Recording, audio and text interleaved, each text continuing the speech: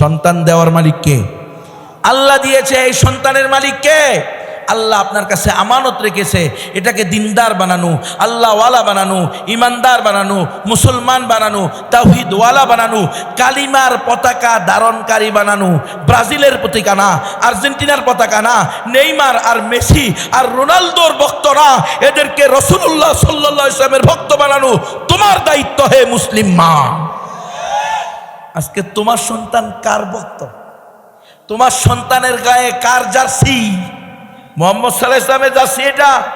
আজকে যে তোমার সন্তান নেইমার আর রোনালদো আর বিভিন্ন ধরনের হলিউড বলিউড নেতা আর নেত্রী, ওয়ালিয়াযুবিল্লাহ নায়ক আর নায়িকা, বেশ্যা আর দইয়ুসের কি করতেছে? পদস্খলন অনুসরণ করতেছে, পদাঙ্ক অনুসরণ করতেছে।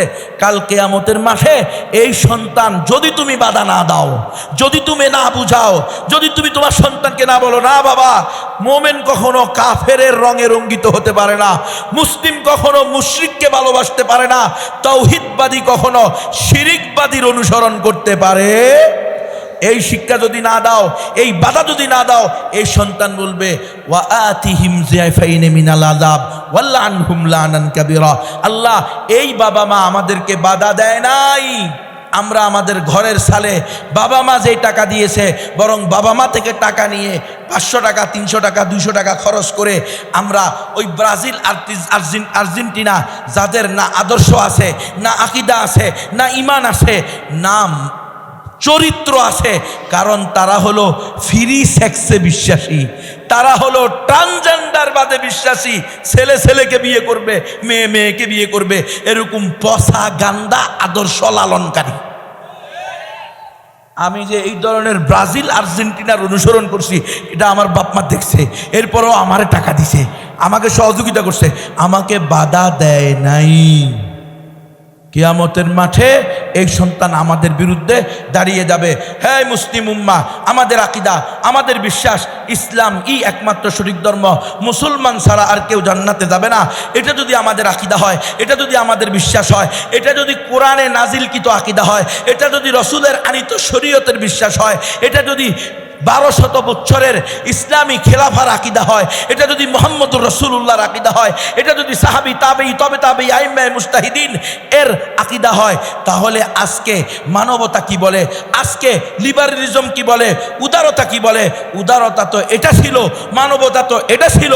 আমরা হিন্দুদেরও দাঁড়ে দাঁড়ে যাব, বৌদ্ধদেরও দাঁড়ে দাঁড়ে যাব, ওই তিপ্রাদেরও ঘরে ঘরে যাব, তাদের হাতে ধরবো, পায়ে ধরবো, ছলে বলে কলে কৌশলে চা খাওয়ায়া, পান খাওয়ায়া, বিরিয়ানি খাওয়ায়া, চমুসা খাওয়ায়া, সিঙ্গারা খাওয়ায়া, তাদেরকে যে কোনোভাবে সহযোগিতা করিয়া হোক, তাদেরকে দাওয়াত দিয়া হোক, তাদের কাছে ঈমান এবং ইসলামের নেয়ামতের দাওয়াত পৌঁছাইব যে হে ভাই, তুমি যদি জান্নাতে যেতে চাও, জাহান্নাম থেকে বাঁচতে চাও, চিরস্থায়ী স্বর্গ চাও, চিরস্থায়ী নরক থেকে বাঁচতে চাও, তোমাকেও এই কালিমা পড়তে হবে, লা ইলাহা ইল্লাল্লাহু মুহাম্মাদুর রাসূলুল্লাহ।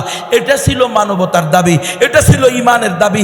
আপনারা একটু আগে আমাকে বলেছেন কোরআন সমস্ত মানুষের হেদায়েত গ্রন্থ, নবী সমস্ত মানুষের জন্য প্রেরিত। তাহলে আপনার জীবনে কবে আপনি কোনো অমুসলিমকে এই কোরআনের দাওয়াত দিয়েছেন? আপনার জীবনে আজকে 20 বছর, 25 বছর, 30 বছর, 70 বছরের হায়াতে আপনি কবে কয়জন অমুসলিমকে দাওয়াত দিয়েছেন? কয়জন ত্রিপুরাকে আপনি বলেছেন? কয়জন হিন্দুকে আপনি বলেছেন হে হিন্দু দাদা দিদিরা, তোমাকে আর আমাকে যেই মালিক সৃষ্টি করেছে, এই আসমান জমিন সেই মালিক সৃষ্টি করেছে, গাছপালা, পশু পাখি, নদ নদী, তরু লতা, পাহাড় পর্বত, মানব দানব, চন্দ্র সূর্য, সব কিছুর সৃষ্টিকর্তা লা ইলাহা ইল্লাল্লাহ। সুতরাং আসো কালিমা পড়ো, লা ইলাহা ইল্লাল্লাহু মুহাম্মাদুর রাসূলুল্লাহ। এই দাওয়াত দেওয়া তো আপনাদের দাবি অনুযায়ী আপনাদের ফরজ ছিল। আপনারা দাবি করছেন না কোরআন সমস্ত মানুষের হেদায়েত গ্রন্থ, মুহাম্মদ সাল্লাল্লাহু আলাইহি ওয়াসাল্লাম সমস্ত মানুষের জন্য সর্বশেষ এবং চূড়ান্ত নবী।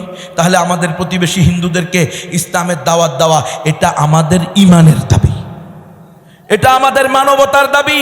কারণ আমরা বিশ্বাস করি মুসলমান ছাড়া, মোমেন ছাড়া, ইমানদার ছাড়া আর কেউ জান্নাতে যাবে না।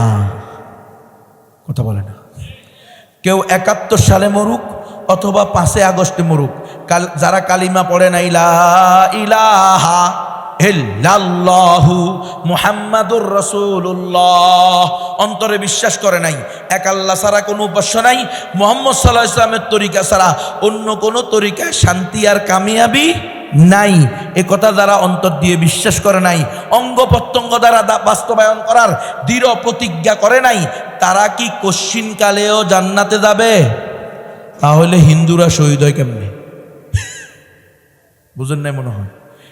যেখানে কোনো অমুসলিম 5 আগস্টে মরুক আর কি 71 সালে মরুক, যে সময়ই মারা যাক, যদি সে কালিমা না পড়ে মুসলমান না হয়, তার জান্নাতে যাওয়ার কোনো কি নাই, সুযোগ নাই। সেখানে শহীদ হয় কেমনে রে? ওই একইভাবে যেই গণতন্ত্র আমাদেরকে শিখেছে সকল ধর্ম সমান, ওই গণতন্ত্রই ডিক্লার দিছে হিন্দু বৌদ্ধরাও শহীদ। এটা কিন্তু ইসলামের বিধান না, এটা হলো গণতন্ত্রের বিধান। এজন্য গণতন্ত্রওয়ালারা 71 সালের হিন্দুদেরকে শহীদ করে কথা। এই জন্য গণতন্ত্র কর্মীওয়ালারা, গণতন্ত্রের আদর্শে আদর্শিত ব্যক্তিরা, তারা থাবা বাবা রাজীব হায়দারকে দ্বিতীয় মুক্তিযুদ্ধের প্রথম শহীদ করে। মনে আসেনি আপনাদের? যেই থাবা বাবার কারণে, যেই রাজীব হায়দারের কারণে হেফাজতে ইসলামের জন্ম। বুঝেন না আপনারা? এই হেফাজতে ইসলামের উত্থান হয়েছে কিসের মাধ্যমে? এই নাস্তিকের বিরুদ্ধে করতে গিয়ে শাতিমুর রসুল, এই রাজীব হায়দার, তাকে যখন রসুলের আশেকরা দুনিয়া থেকে বিদায় দিয়ে দিছে, তখন গণতন্ত্রের গোলামেরা ঘোষণা দিয়েছে রাজীব হায়দার হইল দ্বিতীয় মুক্তিযুদ্ধের প্রথম শহীদ। বলেন না নাউজুবিল্লাহ। অথচ রাজীব হায়দার হলো 1 নম্বর শাতিমুর রসুল। তার ব্যাপারে ইসলামী শরিয়ার সিদ্ধান্ত ওয়াজিবুল কতল। বিশ্বের যে কোনো মুসলমান তাকে হত্যা করে দেওয়া ওয়াজিব, যে কোনো মুসলমান তাকে হত্যা করতে পারবে। সেই বিধানকে, সেই ওয়াজিবুল কতল নাস্তিককে, মুরতাদকে, আল্লাহর রসুলের গালিদাতাকে বলা হইতেছে কি শহীদ। কোন ধর্মের আদর্শ এটা? এটা ইসলাম ধর্মের না, এটা গণতন্ত্র নামক ধর্মের। যেই গণতন্ত্র বলে সকল ধর্ম সমান, সকল ধর্ম সঠিক, ওই গণতন্ত্র হলো কুফুরি এবং শিরিকি মতবাদ।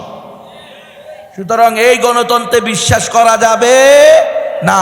ইসলাম বলছে একমাত্র সঠিক ধর্ম ইসলাম, মুসলমান ছাড়া, মুমিন ছাড়া আর কেউ জান্নাতে যাবে না। আমার মাইকের আওয়াজ কোনো হিন্দু দাদা দিদিরা শুনবে? এই এলাকায় যদি কোনো হিন্দু দাদা দিদি শুনে থাকেন, বাজারে বলেন, গ্রামে বলেন, একটু মনোযোগ দিয়ে শুনবেন। আমি আপনাদের দুশ্মন নই। ওয়া আনসাহু লাকুম উবাল্লিগুকুম রিসালাতি রাব্বি ওয়া আনসাহু লাকুম ওয়া আ'লামু মিনাল্লাহি মা লা তা'লামুন। ও হিন্দু দাদা দিদিরা, আমি আপনাদের নিকটেও মালিকের পয়গাম পৌঁছাইতে আসছি।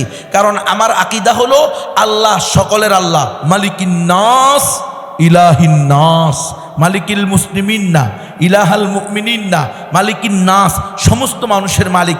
আমার আকীদা হলো কোরআন সমস্ত মানুষের হেদায়েত গ্রন্থ, হুদাল্লিন নাস। আমার আকীদা হলো মুহাম্মদ সাল্লাল্লাহু আলাইহি ওয়াসাল্লাম সকল মানুষের নবী, ওয়া মা আরসালনাকা ইল্লা কাফাতাল লিন-নাসি বাশীরান ওয়া নাযীরা। আমার আকীদা হলো উম্মতে মুহাম্মাদি, উম্মতে মুসলিমা, এই বামুন্ডা গ্রামের মুসলমানদেরকে আল্লাহ তাআলা কুনতুম খায়রা উম্মাতিন উখরিজাত লিন-নাস, সমস্ত মানব জাতির কল্যাণে আল্লাহ তাআলা বামুন্ডা গ্রামের মুসলমানদেরকে সৃষ্টি করছে।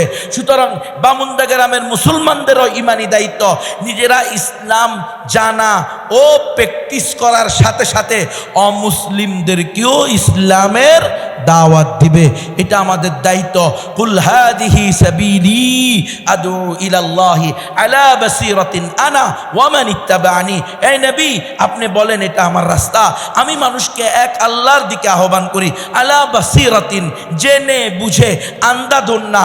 আমি জানি আল্লাহ একজন, কুল কায়নাতের মালিক, সৃষ্টিকর্তা একজন। হিন্দু, বৌদ্ধ, খ্রিস্টান, চাকমা, ত্রিপুরা, বং, খাসিয়া, চাক, লুসাই, ঘুই, ব্রু, মুরুং, মারমা, তংচুঙ্গা, মণিপুরা, সাঁওতাল, গারো, উপজাতি, ক্ষুদ্র নিগোষ্ঠী, আদিবাসী, যারাই হোক না কেন, যারা মানুষের সংজ্ঞায় পড়ে, তাদের প্রত্যেকের একমাত্র মাহবুদ, সৃষ্টিকর্তা, পালনকর্তা, রিজিকদাতা, হায়াতদাতা কে? আল্লাহ। সুতরাং আমার দায়িত্ব হলো man to man, door to door, আমার সাধ্য অনুযায়ী প্রত্যেক মানুষের কাছে দ্বীনের দাওয়াত পৌঁছায় দেওয়া। হে হিন্দু দাদা দিদিরা, মাইকের আওয়াজ যদি শুনো মনে কষ্ট নিবা না। খোদার কসম করে বলতে পারি, ওয়া আনা নাসিহুন আমিন, আমি তোমাদের জন্য একমাত্র কল্যাণকামী, আমানতদার, তোমাদের কল্যাণকামী, সদুপদেশ দানকারী। কারণ আমি তোমাদের কল্যাণ চাই। আলহামদুলিল্লাহ, আমার ভোটের দরকার নাই, আমার শেয়ারের দরকার নাই।